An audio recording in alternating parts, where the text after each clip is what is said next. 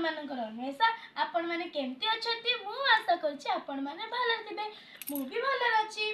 तो सांग माने आज होछि पखाळ दिवस रे मु आज खाउछि पखाळ। सांग माने एटा ओडिया ओडिया घर समस्त घरे पखाळ तो आपण माने निश्चय खाउथिबे। तो सांग माने देखो तो पखाळ दिवस रे हमर आइटम कोन हेछि देखंतु। तो सांग माने एटा होछि पखाळ कसा एटा बेला बेला पखाळ बेला कहती।